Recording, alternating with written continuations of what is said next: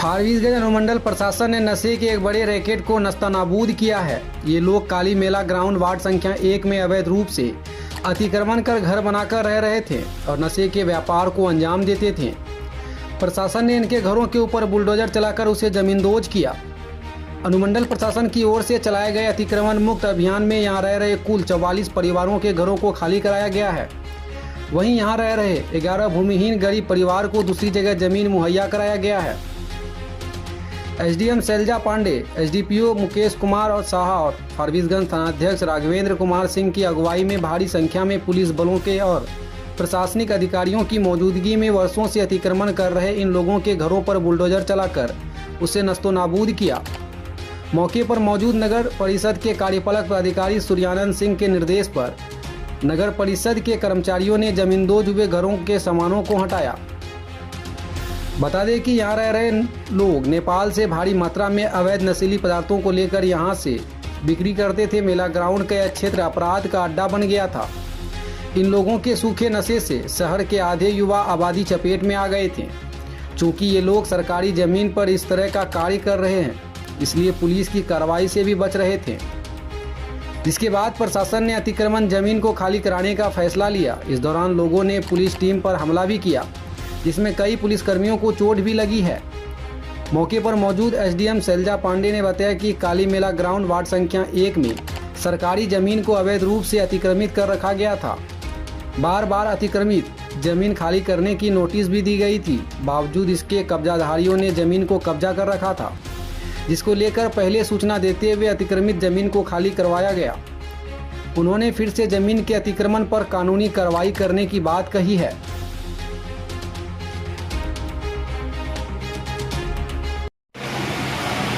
अतिक्रमण खाली कराया गया मैडम जी। काली मेला ग्राउंड में लगभग 44 ऐसे घर थे जिन्होंने कि बीच बाज़ार में, बीच नगर में अतिक्रमण कर रखा था और ये सालों से, लगभग दशकों से अतिक्रमण था।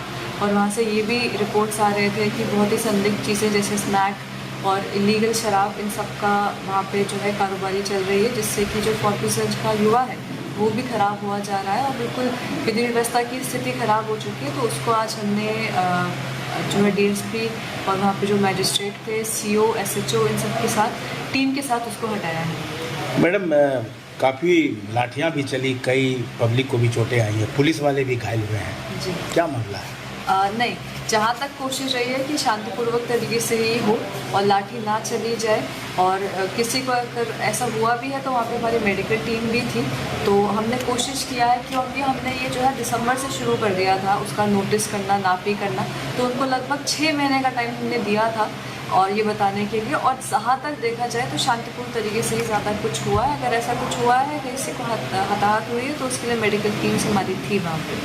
नहीं, पुलिस भी घायल हुई है जी, उनको भी हॉस्पिटल पहुंचा दिया गया है और जो भी है उनको जो भी तो ये जो ज़मीन खाली कराई गई है, मैक्सिमम दलित वर्ग के लोग हैं, तो क्या उनको वैकल्पिक तौर पर कुछ जगह मिला है? 44 में से जो है उनमें से बस 11 ऐसे हैं जो कि भूमिहीन पाए गए हैं और उनके लिए बाकी सबको पट्टा है और या उनको ज़मीन है। सिमराहा में उनको ऑलरेडी 2 साल पहले ज़मीन दिलवा दी गई थी जी।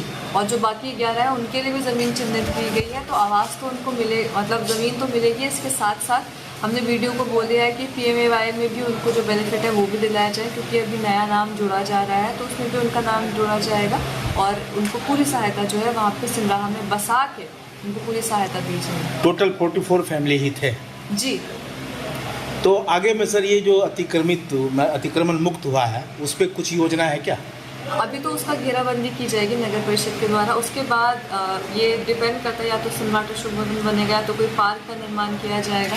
तो इस तरीके से जो कि या कोई हो सकता है प्लेग्राउंड या स्टेडियम का वहाँ पे बना जाए, तो जो कि नगरवासियों को बहुत ही जिससे फ़ायदा हो, उसका कुछ ना कुछ वहाँ पे ज़रूर बनाया जाएगा।